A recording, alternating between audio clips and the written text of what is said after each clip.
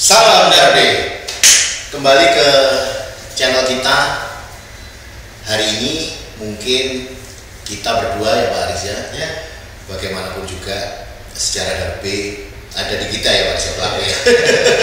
Tapi mungkin berikutnya di channel-channel selanjutnya sih kita akan memberikan kesempatan kepada semua yang bergabung di Darbe untuk bercerita Pak Aris tentang apa dan bagaimana Darbe dan mengapa bergabung di Darbe. Mungkin itu ya Pak Aris ya. Mungkin saya awali dari sejarah terbentuknya Darbe, begitu ya Pak Aris ya. Jadi Darbe berawal dari usaha yang kita rintis dari kita 5 bersaudara. Jadi awalnya itu. Jadi Darbe juga adalah sebenarnya mungkin kalau lebih spesifik ya Pak Aris ya, itu adalah nama dari orang tua kita ya, ibu kita yaitu Sudarmi bersaudara mungkin. Benar ya Pak Aris ya? Mungkin Pak Aris bisa mengenalkan tentang kita berlima itu seperti apa sih dan siapa saja Pak Aris. Sebelum nanti saya lanjutkan bagaimana kita membangun dari awal usaha ini. Silakan Pak Aris. Dari awal memang Darbe ini kita bangun ya dari bisnis keluarga awal. Dan sebenarnya unik sekali Pak Nana. Kalau Pak Nana masih ingat ya bahwa nama Darbe ini tercetus pada saat kita sama-sama di perjalanan. Di perjalanan. Ingat betul ya. saya itu. Waktu itu bisnis kita masih ayam ya, betul. Dan tiap minggu kita selalu mengunjungi kandang kita. Ya. Kemudian di tengah perjalanan itu apa ya, kita harus memberikan sebuah nama pada kegiatan usaha kita ini. Ya. Kemudian tercetus akhirnya nama Darbe ini Pak. Ya. Jadi nama Darbe itu berawal dari nama keluarga ya, dari keluarga kita dan khususnya ibu kita, bahwa Darbe artinya Darmi bersaudara ya, karena yang awal yang membangun kegiatan usaha ini adalah kita anak-anaknya Bu Darmi nih Pak katanya. Jadi itu juga pada waktu itu kita ingat ya apa Sudarmi, Dharma. Ingat ya Pak Aris? Karena pada waktu awal ketika kita masih sama-sama sekolah dulu, ibu selalu bercerita kan, Bu apa sih arti nama Darmi Sudarmi itu kan? Ingat ya Pak Aris ya? Ternyata ibu kita bilang, loh itu kan kita sebagai orang sebagai apa namanya insan, sebagai manusia yang ada di dunia harus berderma ya Pak Aris ya. Jadi sekecil apapun, seberapa besar atau seberapa kecil pun, yang penting niat tulus kita untuk jadi berderma ya Pak Aris ya. Jadi derma dan berdharma artinya apa? Kita melakukan sesuatu yang positif ya. Kita harus selalu melakukan suatu hal. Kalau orang Jawa ngomong itu harus obah. Ya.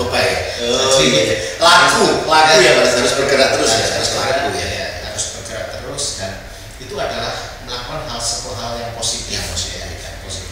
Ya mungkin itu. Ya. Terus juga kita kepingin pada waktu itu, ingat ya Pak Aris ya, bahwa semua apa yang kita kejar dalam bisnis pun ujung-ujungnya juga seperti itu kan. Tapi pada waktu awal itu bagaimana nikmatnya kita saudara bisa melakukan bersama-sama. Jarang lupa nama. Ya kita jarang ngeklaim kita yang paling bagus lah. Tapi artinya memang awalnya betul-betul didasari dari persaudaraan ya Pak Aris ya. Jadi dari sedulur papat, limo pancer yang misalkan dulu kita anggap, karena kakak kita yang pertama ya, yang Pak almarhum itu yang memang bisa mengakomodir semua apa yang dimiliki oleh adik-adiknya. Benar ya Pak Aris ya. Mungkin juga saya bisa tambahkan bahwa kita berlima, jadi saya anak yang terakhir ya Pak Aris ya. Pak Haris ini kebetulan saudara saya yang nomor 3 ya Pak Aris ya. Jadi kita 5 bersaudara. Pak Aris bisa sebutkan Pak Aris? Ya, yang pertama yang dari awal ya ikut membangun usaha ini adalah Muhammad Taufan, itu kakak saya yang pertama. Taufan ini sebagai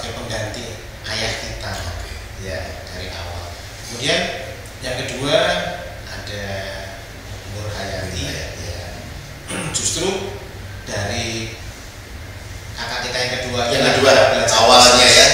Karena sebelumnya kita semua ini kan pegawai. Iya, saya juga setelah lulus kuliah juga dulu kan saya bekerja di salah satu institusi perbankan nasional itu. Ya, dari awal memang kakak kita yang kedua ini yang mengajarkan kita untuk berbisnis. Ya, itu kita sampai kapanpun juga pasti nggak akan lupa. Ya. Kemudian yang ketiga saya Abdul Haris Novianto ya, saya adalah di keluarga kita ini saya yang tengah-tengah. Makanya seringkali sambil guyon ya, saya ini orang yang paling berbahagia di dunia ini. Karena apa? Saya punya kakak laki-laki, saya punya kakak perempuan, kemudian saya punya adik perempuan juga ya, yang keempat ini Siti Zubaida. Dia jadi profesional, jadi seorang dokter ya. Jadi memang dia tidak ikut secara ini ya di bisnis ya, karena dia memilih jalur profesional sebagai seorang dokter. Kemudian yang terakhir adik saya paling bontot ya. Berarti saya dong Pak Aris yang paling berbahagia karena saya mempunyai 2 kakak laki-laki dan 2 kakak perempuan. Saya berarti tidak bertanggung jawab terhadap adik saya Pak Aris. Oke. Itu ya adalah para pendiri ya dari Darbe Group ini, dari berbagai kegiatan usaha kita. Oke. Juga saya akan menambahkan Pak Aris, jadi cikal bakalnya dulu memang dimulai dari kakak saya almarhum ya Pak Aris ya. Kakak saya almarhum yang kedua, dia yang memulai bisnis di perusahaan kayu ya Pak Aris ya. Kayu pun sebagai seorang trader, bener ya Pak Aris ya. Trader itu seperti maklar, bener ya Pak Aris ya. Awalnya cikal bakalnya sampai kita bisa mengumpulkan beberapa modal mungkin yang kita bisa inikan di bisnis kita berikutnya. Dan mungkin cita-cita besar kita Pak Aris di industri apapun yang ada di Indonesia mungkin memang puncaknya ketika kita bisa go public, benar ya Pak Aris ya? Tapi nggak gampang itu.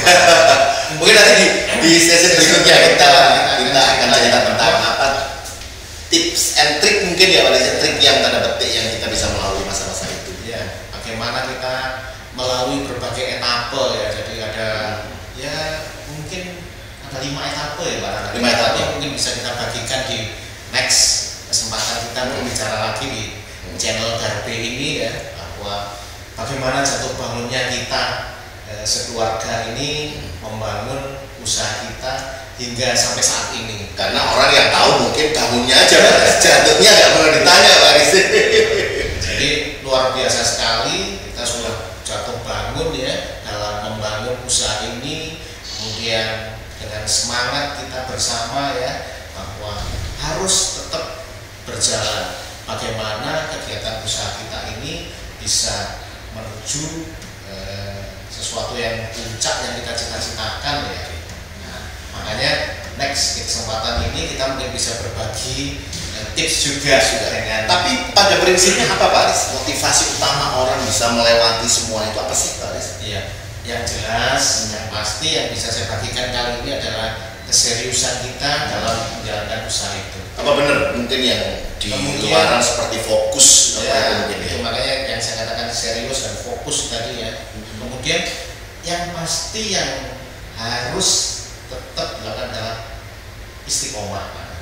Jadi kalau memang usaha kita itu ya hal itulah yang harus kita perjuangkan, whatever it takes. Kan orang bule ngomongnya seperti itu Pak. Jadi nggak boleh menggak-menggok gitu ya Pak. Betul. Jadi apapun juga yang kita lakukan, kita harus fokus bagaimana kita bisa tetap selalu bertahan di usaha ini. Ya, karena itu yang mungkin pada waktu awal sebelum kita nggak ngerti apa-apa, tapi mungkin kita berlima ngomong bahwa bagaimana kita harus bisa go public, bener nggak Pak? Betul. Terus bagaimana caranya kita tidak tahu.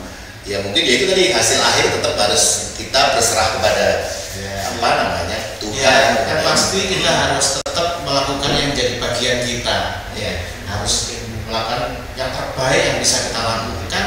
Kemudian hasilnya apa? Yang kita pasrahkan pada yang di atas. Ya. Saya Haris, saya Nanang.